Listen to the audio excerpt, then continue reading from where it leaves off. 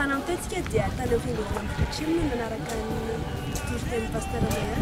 Anio kosa tsika dia tia Manjakandrena. Tsy ampiandrasana ela isika fandeha anaraka ny toriteny pasteur Mayol manara finaritra tompoko.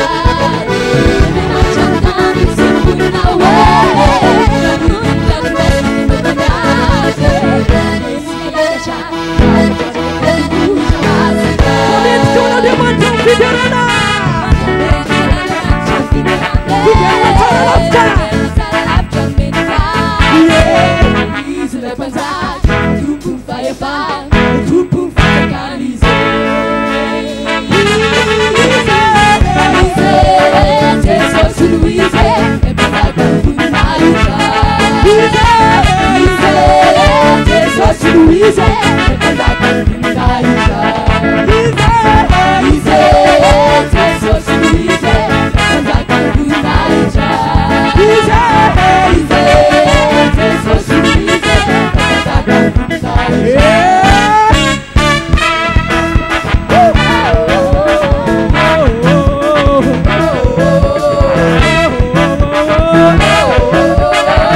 a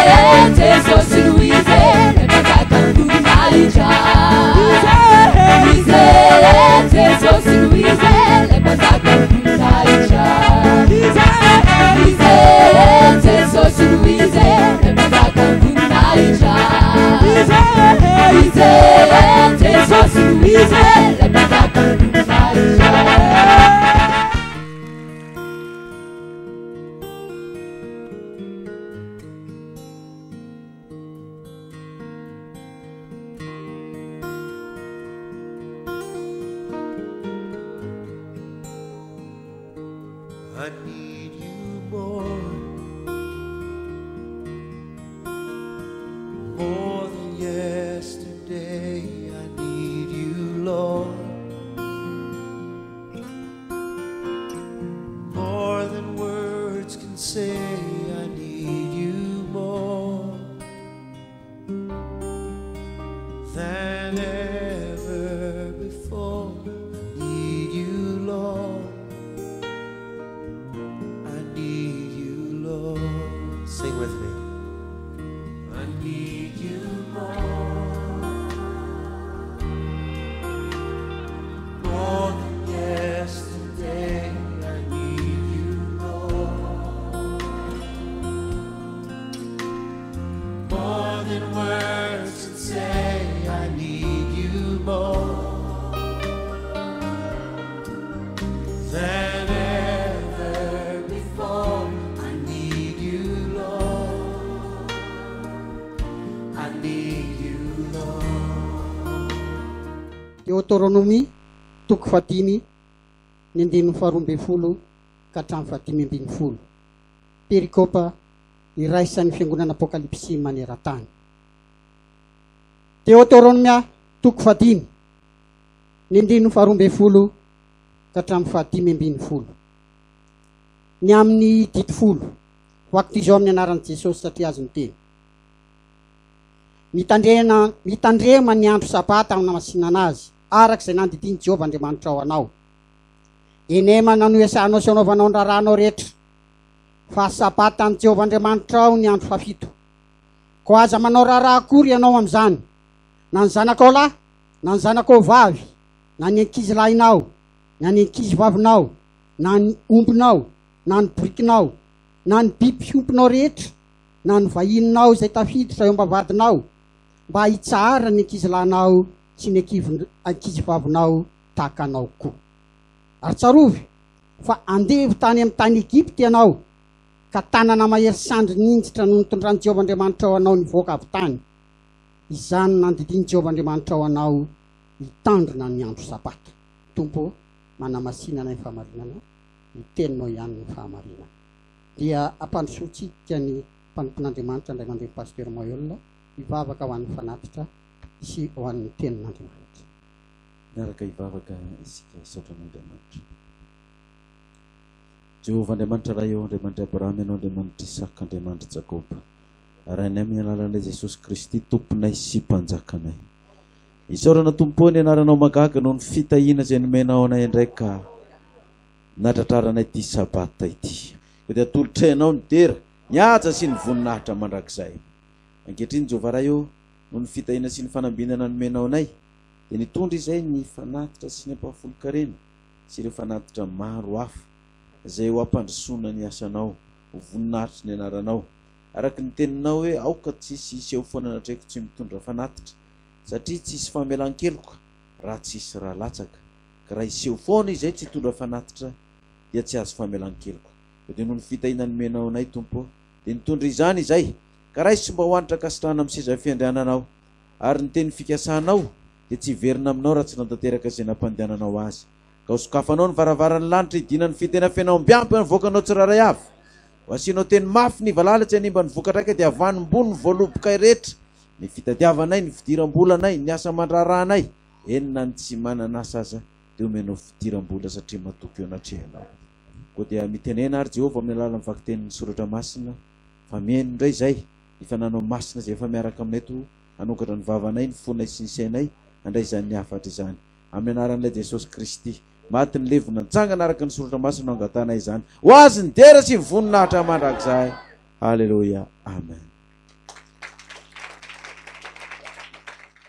Androany sabata mamarana ny volana Janoary no sabata eonatsika voalohany eto amin'ny parasy ny manjakandrina.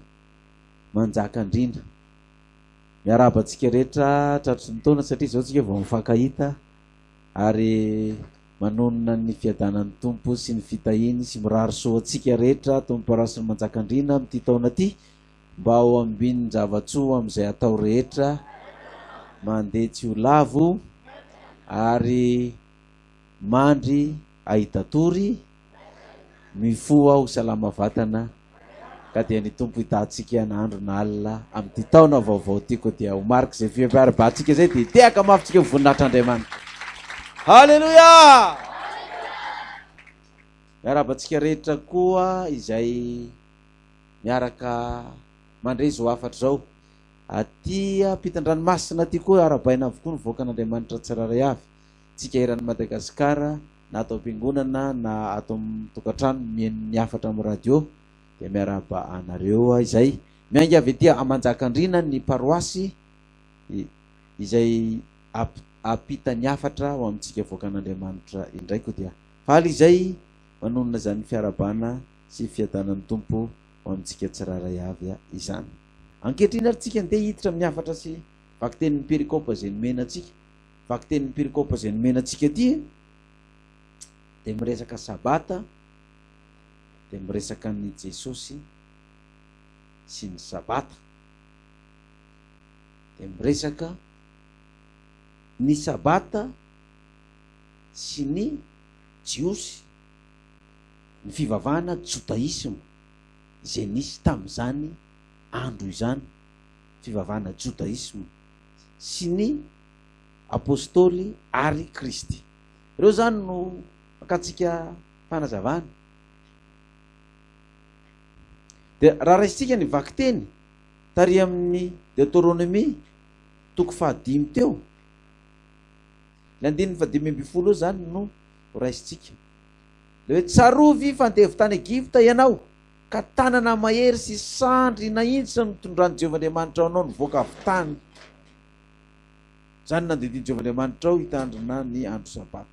Tsarovy fandevy tany Egypta ianao, zao ny endrika sy ny sary tian'izany ho resahana. Rehefa tonga tany Egypta Josefa sy ny taranany dia lasa premier ministre, ary tonga tany avokoa ny ray aman-drenin'ny Josefa, Jakoba rainy sy ny rahalany 12. Lava be ny tantara mikasika an'izany.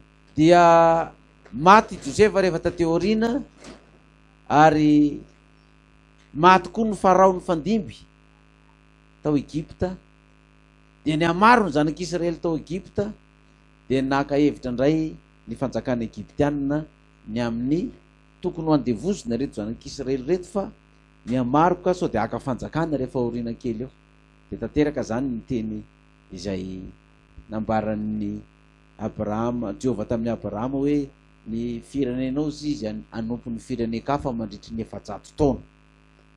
Dia andevo tany Egypta koa ny zanak'Israely nandritry ny 700 taona. Ka rehefa andevo anao dia tsy nafaka intsony.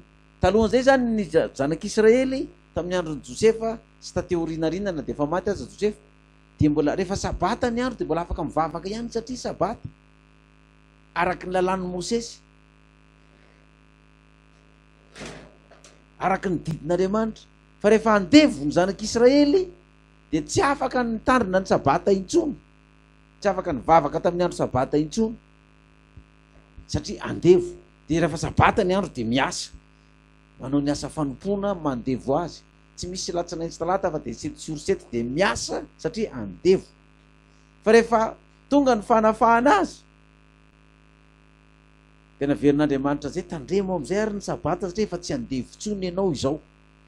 Fa tamin'ny ianao mbola andevo dia teren'ny patronao tsy maintsy miasa rehefa sabata. Rehefa tsy miasa dia voaroka satria andevo ianao. Dia mba hinan-kanina dia tsy maintsy manompo ny patronao zany ianao. Tamin'ny ianao mbola andevo dia teren'ny sekoly ianaranao fa tsy maintsy mianatra rehefa sabata. Rehefa tsy mianatra dia voaroka. Rehefa tsy mianatra dia tsy mahazo manao fanadinana. Fa ny fanadinana koa mbola andro sabata koa nanaovana azy. Dia tsy hita ny zanak'Israely zay atao fandevo dia tsy maintsy niatrika an'izany rehetrarehetra zany, tsy afaka mivavaka tamin'ny andro sabata. Fa rehefa tapitra ny andro fanandevozana dia naverin'ny Jehovah zay dia didy tandremy ho andro sabata io. Fa tsarovy fa andevo ianareo tamin'ireo andevo tsy afaka nanompo aho isa sabata. Dikan'izany ianareo zany efa afaka zao tandremo ary ny sabata. Tsy ianao ihany fa ianao ny zanakao lahy, ny zanakao vavy. Tsy ianao sy ny zanakao vavy ihany fa ny ankizilahinao ny mpiasanao koa, ny biby fiomponao tsy mitarika sarety rehefa sabata, ny taxi benao, ny taxi brosinao, ny taxinao, ny fiaramanidina anao, raha manana fiaramanidina anao, mitsahatra rehefa inona ny andro zany? Sabata, mitsahatra daholo. Rehefa tonga ny andro sabata maninona daholo zany? Mitsahatra. Satria efa afaka tamin'inona ianao zany? Tamin'ny fanandevozana. Fa matoa zany ianao mbola miasa sabata, zay ny tany sahana tao zay mbola ampiasainao daholy, de dika zay mbola inona ianao zany? Mbola andefo ianao zany, mbola tsy afaka ianao fa mbola andefo. Tonga tamin'ny andron'ny Kristy de nandeha ny ady hevitra. Donc raha isika voalohany Matteo 12. Tamin'izany andro zany Jesosy nandeha namaky ny tanimbary tamin'ny sabata ary nona ny mpianany ka nanototra aloim-bary de mihinana. Fa noho hita izany ny fariseo, fariseo moa zany de jiosy izy ireo, mivavaka amin'ny fiangonana jodaisme. De hoy izy taminy, indro ny mpianatra ao fa manao zay tsy mety atao amin'ny sabata. Hoy izy taminy, tsy mbola mivakinareo fa ny teny milaza zay nilaza ilay nataon'i Davida raha nona izy mba zay nanaraka azy, fa niditra tao amin'ny tranon'Andriamanitra izy ka nihinana ny mofo aseho zay mahadiso raha hanina na izay manaraka azy afa-tsy mpisorona ihany. Ary tsy mbola nivakinareo amin'ny lalàna va fa amin'ny sabata, ny mpisorona ao amin'ny tempolo manota ny sabata nefa tsy manatsiny. Adirazaiko aminareo fa misy eto lehibe noho ny tempoly, fa raha fantareo ny hevitry ny teny hoe famindrapony sitrako fa tsy fanatitra latsa-drà, de tsy mba nanameloka tsy manatsiny ianareo, fa tompony sabata ny zanak'olona. Zao nge ny sary hevitra ataony zany. Jesosy tompony sabata, Jesosy mba tompony sabata azy, mazava ho azy zany, anazy ny sabata. Takany hoe anaty akanjoko ty, anaty fiarako ty ty, any Jesosy zany ny sabata. Ohatra azo ataovana exemple an'izany. Nisy mpampianatra anay zay, frère izy io, tao amin'ny Saint Joseph Fianaratsoa, efa mon-père izy amin'izao fotoera zao, mahafantatra izy, mety maheno anazy amin'ny radio zao mon-père lui, mpianany zay tao amin'ny Saint Joseph. De ndre-pandeha izy nifampiresaka taminay mpianatra, de niresaka tamin'ny mpinamana be moa zay sy ramose io, frère izy tamin'izany. De ozy izy ndre-pandeha, za ozy izy ndre-pandeha, ozy izy talonina frère anay nivarotra voatabia teo tsena talata teo. Ianao izy tsara be daholo le voatabia, tsy malafo mihitsy afa le voatabia ny olona kritikritika sy le maitsomaitso sy de masaka, iny vidin'ny olona. Sosotra amin'ny farany ozy izy. Rehefa tsisy vidy raha ngaty de aloha hitsakotsako any ty voatabia ty. Nitsakotsako amizay ozy le voatabia de ozy le olona ataoko hoe ahoana nitsakotsahanao io voatabia io? Sy le mpividy. Anaty ozy izy ko nitsakotsako ty nga ina nidiranareo am'izany ozy izy. Rehefa tsy ho lafo ihany ty de aloha hitsakotsako eto de lasa mody. De nitsakotsahany le voatabia de nitabataba ny olona tsisy afaka nanao ininina. Satria vao hitsakitsaka le voatabia, anazy. Fa zao raha olona hafa ve afaka manitsakitsaka an'iny voatabia iny sa tsy afaka? Fa raha vao manitsakitsaka an'iny ianao de ataon'ny tompony ahoana? Miady aminy ianao na sainy mandony vola na hoentina any amin'ny gendarme sy ny polisy hoe ny voatabiako nitsakitsahany ty. De tahak'izay koa zany Jesosy tompon'ny sabata, izy ny tompon'ny sabata, izy ny afaka hiteny aminy ahoana nitsakitsahanao ny sabata, ka na io izy fa nga io anao ahoana ny mpianatra ao manoto vary amin'ny andro sabata, zany naniraka azy. Io sabata io teraka ady sy gidragidra. De andeha resantsika Jesosy sy ny fiangonana jodaisme sy mivavaka jodaisme rehefa tonga ny andro sabata. Afototry ny ady tamin'zareo mihitsy ity sabata ity. Mandehantsika ao amin'ny Jaune 5. Jaune 5 no vakitsika. Misy lohateny hoe ny niakaran'i Jesosy tany Jerosalema sy nasitrany ilay marary teo anilan'ny farihy Betesda ary ny teny navalin'ny jiosy zay nanometsiny azy. Rehefa afaka zany de nisy andro firavoravon'ny jiosy ary Jesosy niakatra tany Jerosalema. Ary nisy farihy any Jerosalema eo akaiky ny vavahadin'ondry zay atao amin'ny teny hébreu Betesda. Betesda misy fialofana 5. Taony nandriny marary maro, mijambany mandringa ny matila. Ary nisy lehilahy anankiray teo zay efa narary 80 taona. Raha nitazanandro Jesosy ka nalala fa efa toy zany izy ela, de hoy izy taminy, teo sitrana va ianao? Lay marary namaly azy hoe tompoko raha etsehana ny rano dia tsy mba misy olona mandroboka eto amin'ny fary nefa raha mandeha aho dia misy olo-kafa misosika eo aloha hoy Jesosy taminy mitsangana eto ny fandrinao ka mandehana ary niaraka tamin'izay dia nisitrana lehilahy ka nitondra ny fandriny dia lasa nandeha ary sabata izany andro izany dia fariny Betesda ty zany hoan'izay mbola tsy mahalala ny tantarany dia karazana ohatrany hoe piscine kely dobo kely anankiray dia ny rano ao zany tsy mihatsika mihitsy io rano dia malaza io rano fa rehefa misy anjely midina avy any an-danitra dia mampiatsika n'io rano mampanonja azy dia zay marary tafatsoboka voalohany ao misitrana dia ny marary rehetrarehetra zany mitsylailay miandry eo amoron'io le piscine kely io midobo dia samy miezakaezaka mipetraka amoromoron'le rano daholo satria raha vao miatsika ny rano dia zay tafalatsaka voalohany no sitrana dia misy fianakaviana koa zany eo samy mitazona ny marariny koa miandry eo dia isan'andro zany dia miandry eo foana dia tonga ny sakafo atoandro dia samy sakafo ao sady mijery an'le rano ihany ny sakafo mety hoe eo am-pisakafoanana zany miresaka le rano tonga dia atsipy ny sotro sy ny vilia tonga dia mitsambitsambikina amin'ny plonge eo le olona manana marary tsy bataina zany tonga dia bataina izy efatra amin'ny rahalahy tonga dia osiotony dia atsipiny anaty rano any le marary zany tonga dia migofoka be anaty rano ao dia mipoaka be le rano dia miparitaka le rano dia ny sasany marary matanjaka tonga dia mitsambikina koa tonga dia akisoty be fotsiny grrr anaty rano ao zay tafiditra voalohany ihany no sitrana dia ina zavatra nitranga 170 dia hoy ny jodaisma tamin'ilay efa sitrana sabata ny andro ka tsy mety raha mitondra fandrinao ianao le mivavaka jodaisma zany fa raha lehilahy namaly azy hoe le nasitrana nanao tamiko eo entiny fandrinanao ka mandehanina ary eo nanontany azy hoe iza moa izany lehilahy zany zay manao taminao hoe entiny fandrinanao ka mandehana fa le sitrana tsy nalala azy fa niala teo Jesosy satria vahoaka nisy vahoaka betsaka teo rehefa afaka zany dia hitan'i Jesosy teo kianja tempolo raha ka hoy taminy ino efa sitrana ianao aza manota intsony fa ndrao anjonao zay ratsy nohony teo dia lasa raha lehilahy ka nanambara tamin'ny jiosy fa Jesosy ny nasitrana azy ary noho izany ny jiosy dia nanenjika an'i Jesosy satria nanao izany zavatra zany tamin'ny sabata nanomboka teo zany migidragidra nanasitrana tamin'ny andro sabata nabata fandrina tamin'ny andro inony tamin'ny andro sabata dia nanomboka nitsangana am'izay ny fivavahana jodaisma tsy mety zany atao n'ity rangahy ty zany anao hoe jiosy izy dia mampitondra fandrina olona amin'ny andro sabata dia mbola nitoy ihany ny tantara 170 fa Jesosy namaly azy hoe ndraiky miasa mandraka ankehitriny ary za koa miasa nefa vao mainka nitady amono azy ny jiosy tsy noho ny namaniny amin'ny sabata ihany fa noho ny lazany koa fa Andriamanitra ny rainy ka nanao ny tenany ho mitovy amin'Andriamanitra izy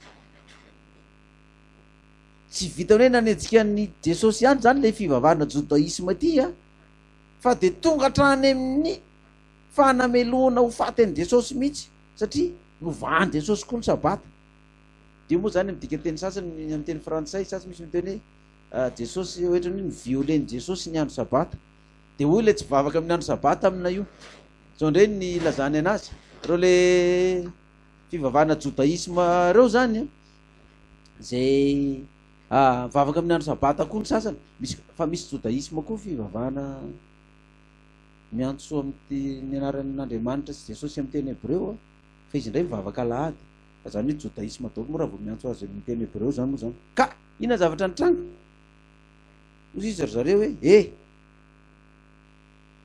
enao ny viole ny andro sabata ka zany ny viole zany ozy jereo zany ny viole zany izy mameta veta vehivavy tsy ampitony zavatra mamao fady mihitsy zany ka io Jesosy io mihitsy dia ny viole ny sabata dika zany ny sabata zany zavatra azo violena mihitsy tahaka ny violena vehivavy tsy ampitona zaza tsy ampitona zavatra mamao fady mihitsy dia tonga hatrany ny hoe tena mamao fady nataon'i Jesosy ty fa dia aloha mihitsy ty hovonoina fa milaza amin'ny tena mitovy amin'Andriamanitra koa dia nanomboka teo amin'izay zany nankahalan'i Jesosy amin'izay zany ty fivavahana jodaisma ity noho ny amin'ny sabata dia niandry kendry tony isan-karazany amin'izay inona ny fomba anam-potehana an'io Jesosy io dia nitoy ny tantara ary fa nanomboka teo ny raharaha Jaona toko fahenina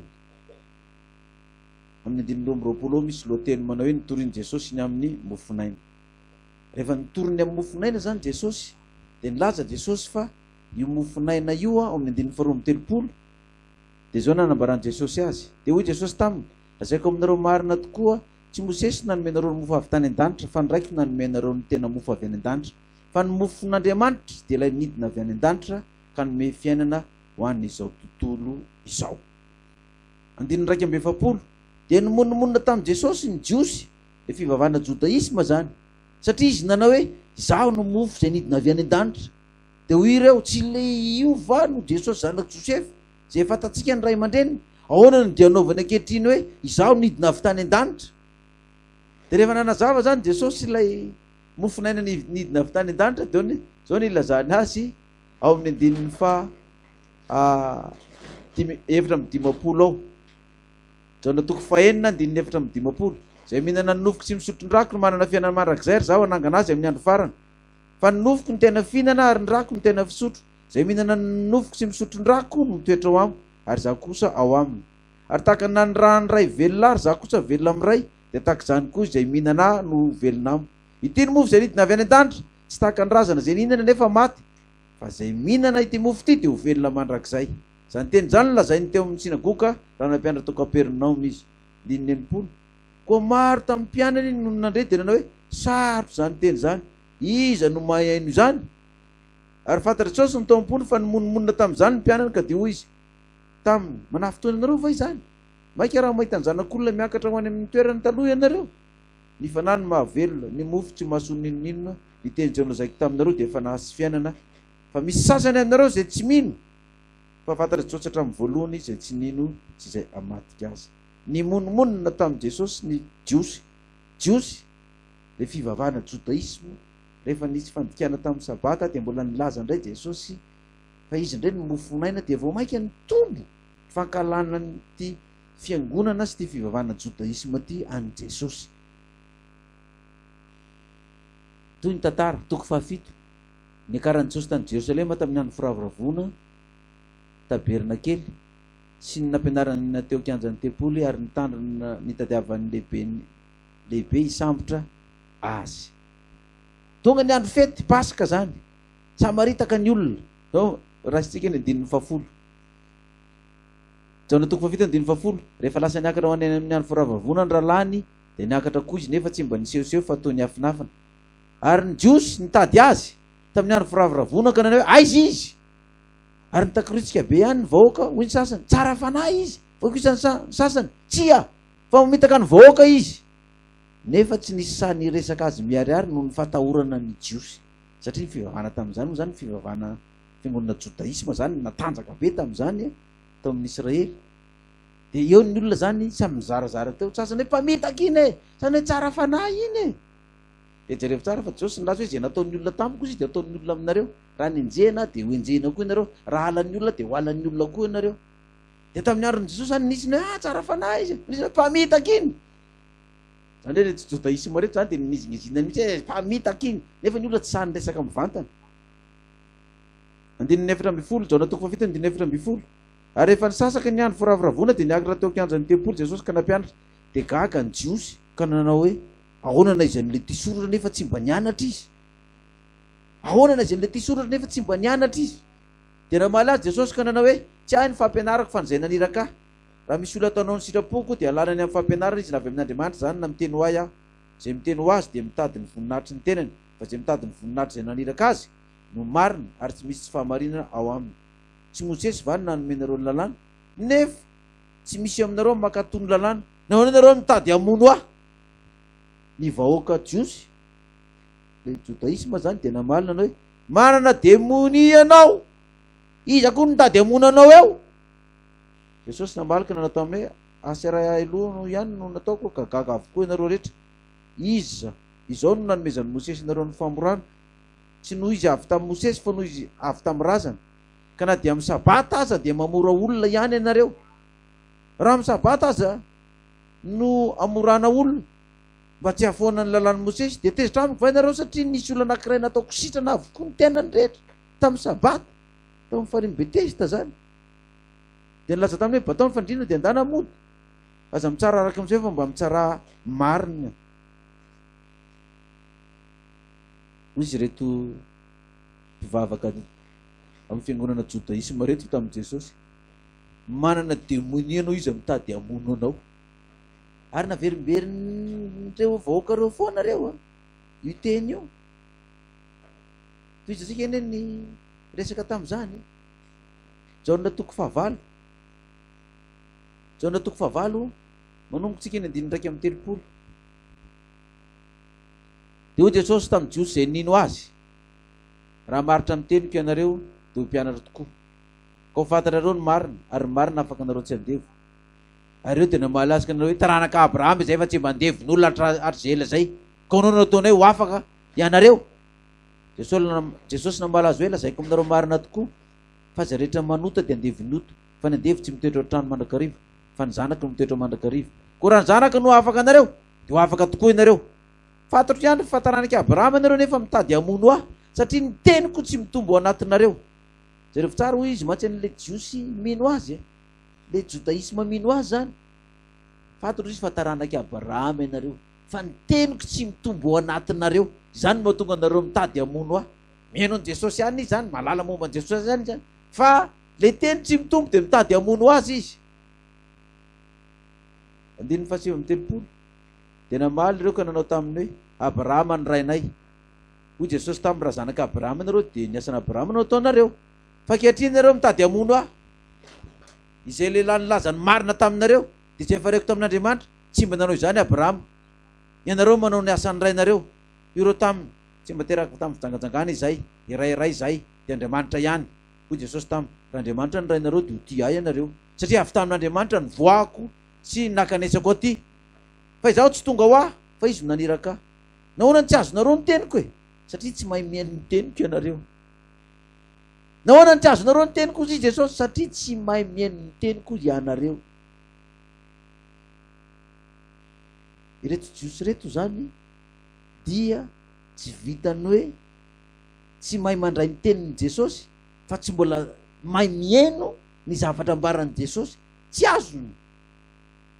Inona no mampatonga an'izany hoe tsy mahay mihaino ny teniko ianareo, tsy mitombo ao anatinareo ny teniko.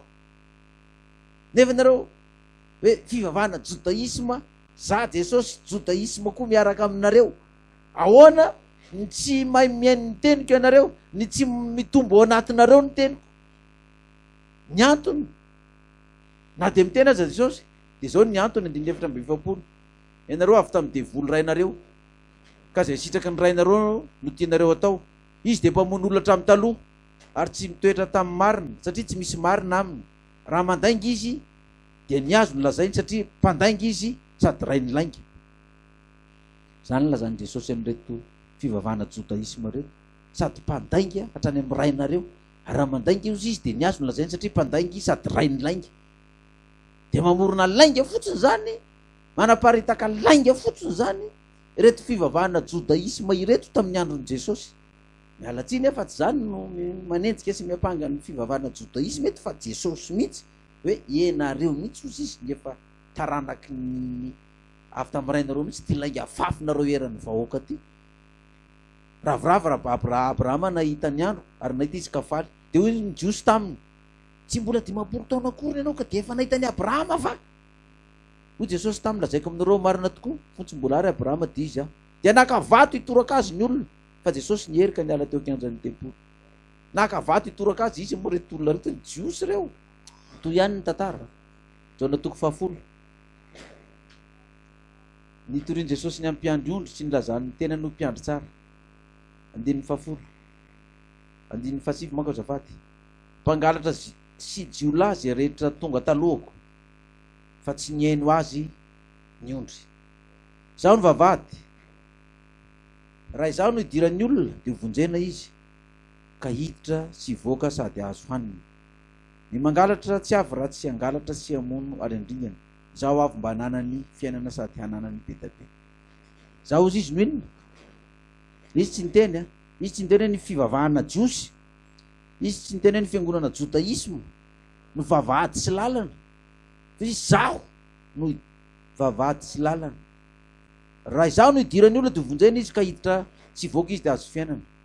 11 izaho ny mpiandry tsara, ny mpiandry tsy manolotra ny ainy amonjy ny ondry, ary ny pikarama satria tsy mpiandry na tompony ondry izy, ko raha mahita ny ambody avy de mandao ny ondry ka mandositra, any ambody misambotra ny ondry ka mampiaka azy, ary mandositra izy satria pikarama ka tsy mitandrina ny ondry. De evo tsara, pikarama ozy izy tsy mpiandry na tompony ondry, ko raha mahita ny ambody avy de mandao ny ondry izy ka mandositra, any ambody misambotra ny ondry ka mampiaka azy.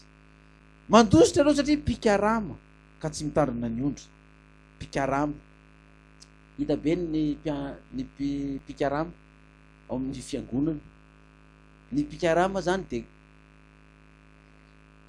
tsy miraharaha izy, na mandroso io fiangonana io na tsy mandroso, tsy miraharaha izy na firy miala ao na firy mijanona ao, tsy miraharaha izy na marary io ondry io na tsy marary, tsy mila mamangy an'izany izy, tsy misahirana an'izany izy, fa zao karamany azy ny andrasany isam-bolana.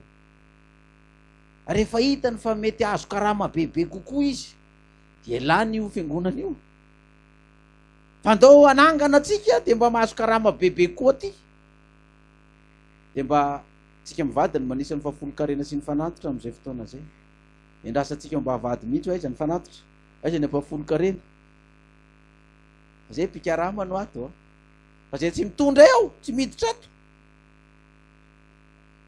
tsy mamangy fiangonana zany izy, mety paster izy, mety missionnaire, mety evangeliste, mety loolona izy, satria pikarama.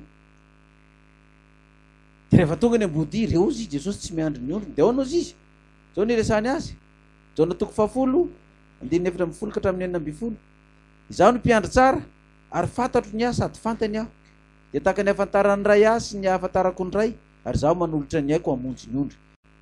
19, manana ondry hafa zay tsy am'ty valy ity aho, ary reny koa de tsy maintsy hoentiko ka iain'ny feoko, ary ho tonga andiany ray izy sady ray ihany a ny mpiandry. Ny valan'i Jesosy fiangonana jodaisma tamin'ny androny, jiosy izy, ao izy zany, fa tena nizingiziny Jesosy nataony mazava tsara, fa zaho izy manana ondry hafa ivelan'inny ivelan'ny ty vala ity, zany ivelan'ny ty fivavahana jodaisma zay misy ahy ity, de manana ondry ivelan'ny ty a, ary ireny nozy izy de ho antsoky de lasa ho tonga andian'ny firy reny, lasa iray reny. Zany hoe tsy fivavahana jodaisma io zany a, fa fivavahana inona indray zany zay, fivavahana vaovao indray, de efa nilazain'i Jesosy mialoha fa mbola misy ondry ivelan'ny ty valan'ny jodaisma ity. Izy tsy hoe korony hoe ny jodaisma indray zany ny fivala vaovao zay ivelan'izao vala zao a, fa ile jodaisma efa fivavahan-drazana eo, de io misy taranaka mifandimby manaraka an'io foana, ary io moa zany mandova ny taranaka ao koa zany, mandova an'io le toetsain'ny ray aman-dreniny daholo koa zany, fa misy ondry hafa ivelan'ny ty, antsoky reny de tonga andiany anankiray. Izy amitsika eto zao ny akamaroantsika milaza fa avy amin'ny fiangonana ray daholo, avy tany amin'ny adventiste ny sasany lasa vory anankiray eto tsika, lasa andiany anankiray. Jona 4:24, ny lohateny ao de manao hoe ny teny nataon'i Jesosy tamin'ny Jerosalema tamin'ny andro firavoravona no nanadiovana ny tempoly sy nanoeran'ny jiosy azy ary nakanesany tany andafin'ny Jordana. Mitoy ihany zany ny fanoerana ny jiosy azy, satria nanadio ny tempoly Jesosy, nidiovina ny tempoly. Ndraindray nataontsika tamin'ny 2015 reny, nisy fanadiovana natao tokoa tato, nisy fanadiovana natao reny fisehon'ny anjely sy ny fibebana sy ny fanaovana fotsy sy manga ireny, fanadiovana tao amin'ny tempoly reny, fa nakamaroan'ny olona zay tsy nety nidiovina tamin'ireny ke lasa any amin'ny fiangonana jodaisma, sy zay tsy nety nidiovina hatramin'izay lasany any amin'ny fivavahana jiosy, lasa nandehanakany. De ina nefa nataon'izy reto 19, de nitangorona ny jiosy izy ka nanontaniana hoe ambara-pahoviana no ampisalasalanao anay, raha ianao ny Kristy dia lazao marimarina aminay. Jesosy namalaza hoe efa nilaza taminareo ihany any efa tsy mino ianareo. Ny asa zay ataoko amin'ny anarany raiky no manambara. Kanefa ianareo tsy mino satria tsy mba isan'ny ondroko. Grave be zany. Jesosy mihitsy ny manindry mafy eto. Ianareo fivavahana judaisme io izy tsy mino satria tsy mba isan'inona ny ondroko, zany hoe normal ianareo raha tsy mino ry jiosy ry fiangonana judaisme satria tsy isan'ny ondroko ianareo. Donc rehefa tsy ondron'i Jesosy zany dia ondron'isa anisa tsy ianareo ve mamaly an'izany?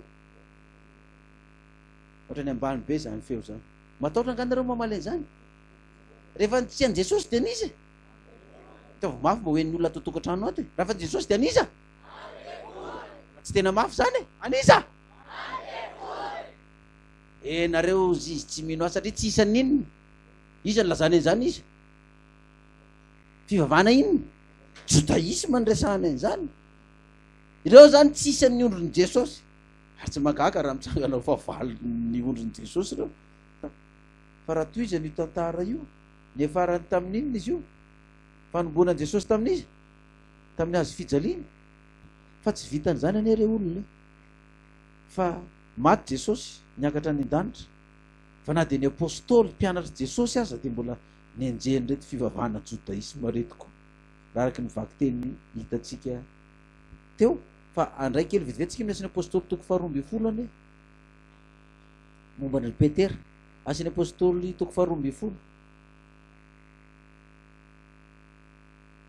asin'ny apôstôly toko 12 ny nanenjen'ny fiangonana sy ny nanafana amin'ny Petera tao an-tranomaisina. Asin'ny apôstôly toko 12 ndiny voalohany ka hatramin'ny fahadimy. Ary tamin'izany andro zany Herôda mpanjaka nanindry ny tanany ampahory ny sasany tamin'ny fiangonana. Ary izy namonany Jakoba raha lany Jaona tamin'ny sabatra. Zany efa tsy fiangonana judaisme tsony zany ty fa le ondry hafa ivelan'ny vala le mpianatra Kristy dia Herôda zany nanindry ny tanany ampahory ny sasany tamin'ireo fiangonana reo.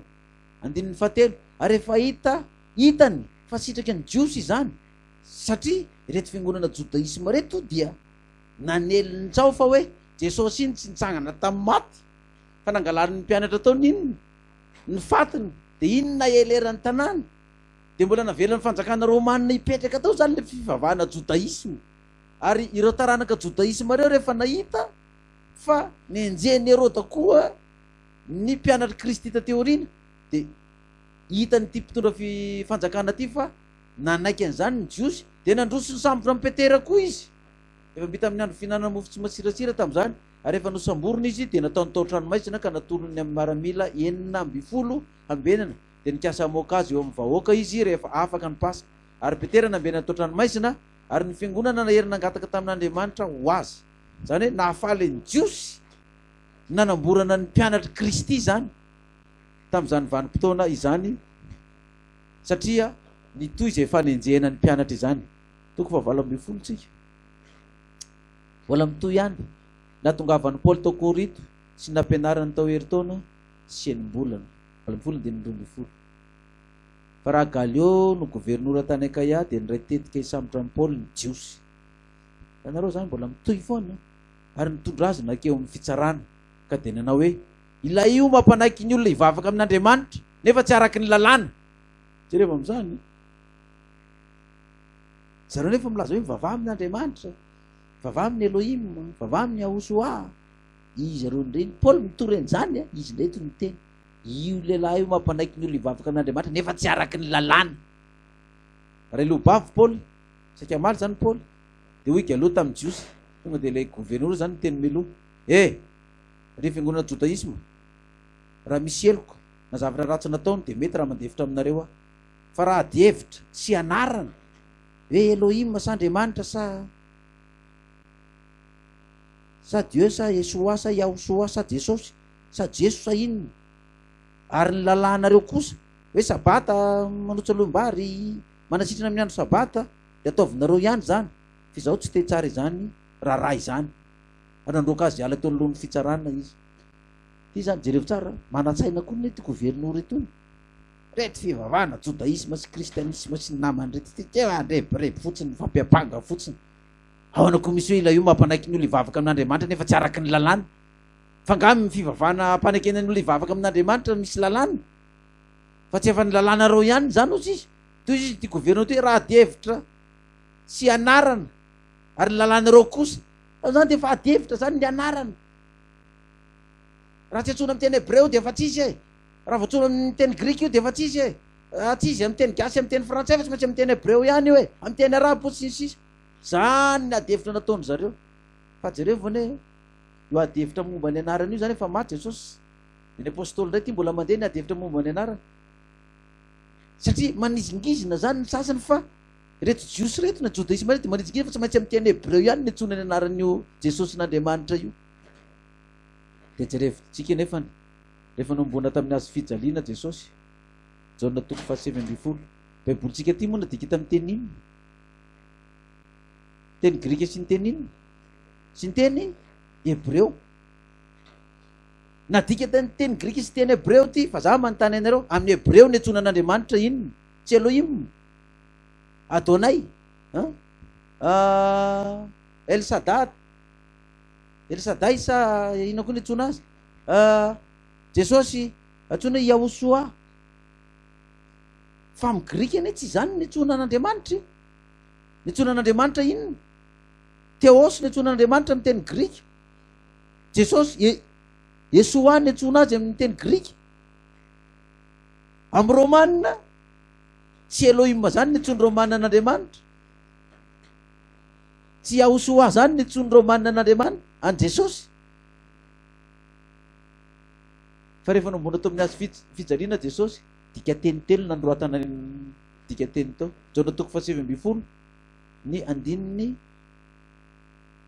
7:20 ka hatramin'ny 2:20. Jaona 7:20 andininy 7:20 ka hatramin'ny 2:20. Ary Pilato nanoratra anarana ka napetrany teo amin'ny hazo fijaliana ary zao ny voasoratra: Jesosy avy any Nazareta, mpanjakan'ny jiosy. Ary zany anarana izany dia novakiany jiosy maro. Fa akaiky ny tanàna ny tany zay nanomboana an Jesosy tamin'ny hazo fijaliana. Ary voasoratra amin'ny teny hebreo sy romanina sy grika izany. Voasoratra amin'ny teny inona zany ozy izy? Hebreo sy romanina sy grika. Amin'ny hebreo zany Yahosoa zany ny antsony Jesosy. Fa amin'ny romanina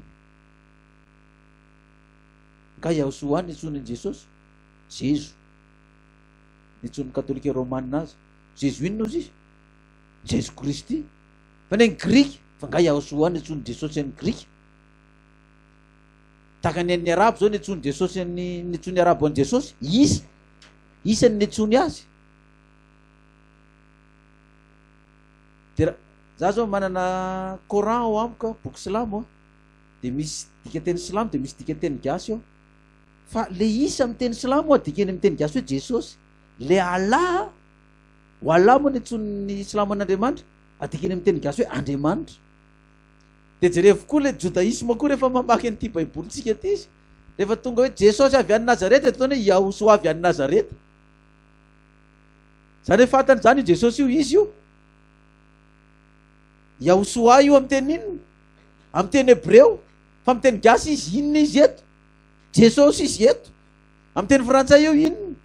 Jésus. Hainy tsara. Rehefa mamaky Andriamanitra, hoy Andriamanitra, hoy Elohim. De nadika tamin'ny teny inona le hoe Jesosy avy any Nazareta mpanjakan'ny jiosy. Nadika tamin'ny teny hebreo sy ny romanina sy ny grika. De aiza koa izy de misy hoe ny anaranao ve Rakotsafy na Jean Paul na Saoly de miova ve iny rehefa any faritany fa tsy na ny Mazenga na ny Tuliara na ny Amerika na ny Japon tsy Saoly ihany ny anaranao. De miova ane zany. Raha tsika te Tanarivo zao miteny hoe Saoly de mamakitsika hoe Saoly fa raha ny Tuliara io tsy Saoly namakiny zarao an'io fina namakiny an'io ry Nasolo. Saoly na netsony an'io. Tsika zao manao hoe Paoly fa raha ny any atsimo inona namakiny amin'ny Paoly? Paolo ozy izy. Fa Fa iza ny Paoly tsy Paoly ihany, iza ny Saoly tsy Saoly ihany. Dia ao anao sisy dia ny anaran'Andriamanitra fa tsy dia ho samy hafa ohatr'izay. Fisa moa nanovany fitenenana, nampikoroky ny fitenenana atao titika amin'ny Babela tsy Andriamanitra. Nefa olona samy mivavaka tamin'Andriamanitra dia samy nanana ny fiteny daholo, dia izay nitovy fiteny na ny fanatona amin'izay dia samy nanana ny fomba niantsoana an'Andriamanitra amin'izay. Na io aza tamin'ny hazo fijaliana anarina fa sisy legaly eo ny dinareo evitra ty aminao amin'ny teny Hebreo, amin'ny teny Grika afa tsy maintsy izany fa raha tsy atala mandeha fa tsy miady hevitra amin'izany a. Fa fantatra fa niantson'ny Hebreo zany Andriamanitra zany Elohim moa tsisy ka eo. Fantatra niantson'ny Grika zany Andriamanitra zany Theos. Kina dinevitra ny Romanina Jésus. Jésus. Ina dinevitra amin'izany zavatra ray ihany zany. Dia amaranana anazy matitoko 2:40. Zao ny afatry Jesosy tamin'ny mpianany. Matitoko 2:40 manomboka ny 5:5 no mamaky. Ny nananaran'i Jesosy ny mpianany tsy anaiky ny fampianaran'ny fariseo sy ny sadiseo. Inona moa ny fiangonan'ny fariseo sy sadiseo reto? Fiangonana inona ny azy? Judaisme ny fiangonana izy reto. Ary rehefa tonga teny ampita ny mpianany 5:5 zany. Rehefa tonga teny ampita ny mpianatra dia nanadino hitondra mofo izy. Ary hoy Jesosy taminy, miveraka mitandrema ianareo fa andrao azo ny masirasiran'ny fariseo sy ny sadiseo. Dia niarany saina izy ka nanao hoe nintsindrantsika mofo angah izany. Jesosy nalala izany dia nanao hoe nahoana ianareo ry kely finoana no miara misaina satria tsy manana mofo. Tsy mbola mahafantatra va ianareo ary tsy fantareo va ny mofo 5 ho an'ny 5,000 kafiry harona moa no nangononareo e. Na ny mofo 7 ho an'ny 4,000 kafiry sobika no nangononareo. Ahoana tsy afantaranareo fa tsy ny amin'ny mofo no lazaiko taminareo fa tandremo fandrao azo ny masirasiran'ny fariseo sy ny sadiseo. Dia fantany fa tsy nasainy hitandrina izy, fandrao azo ny masirasira ny fanaovana mofo, fandrao azo ny fampianaran'ny fariseo sy ny sadiseo. Zay tsara ngeny diny fahenina. Ary hoy Jesosy taminy, miheveraka mitandrema ianareo fandrao azo ny masirasira ny fariseo sy ny sadiseo. Dia andininy 12. Dia fantany fa tsy nasaina hitandrina izy, fandrao azo ny masirasira ny fanaovana mofo, fandrao azo ny fampianaran'ny fariseo sy ny sadiseo. Zay zany nampitandreman'i Jesosy efa melo ireo fiangonana judaisme fariseo sy sadiseo reo dia anompa hoe demoniaka, reo dia anombo amin'ny hazo fijaliana, reo amono ary mbola amonanareo mpianatra koa reo orinao. Ka mitandrema ianareo, mitandrema so azo ny fampianaran'ny reto fariseo sy sadiseo reto judaisme zay isan'izay fahavalon'i Jesosy reto. Dikany hoe mitandrema dia izao, na ny miresaka amin'ireo ary tsy tokony andanin'andro, na ny mampiditra an'ireo an-trano ary tsy tokony andanin'andro. Dia hoy Jesosy mitandrema fandrao azo ny masirasiran'ireo. Raha mpianatra anareo Jesosy dia mahay mihaino ny feoko ary mitoetra anatinareo ny teniko, ka mitandrema ny fiangonan'Andriamanitra. Ny tompony tahantsika tsiraray avy ho azy ny dera sy ny voninahitra mandrakizay. Haleloia, amen. Ivavaka tsika ary isaotra an'Andriamanitra. Izaho no vavahady hoy Jesosy, mpangalatra sy jiolahy zay rehetra tonga talohako, fa tsy niaino azy niondrika.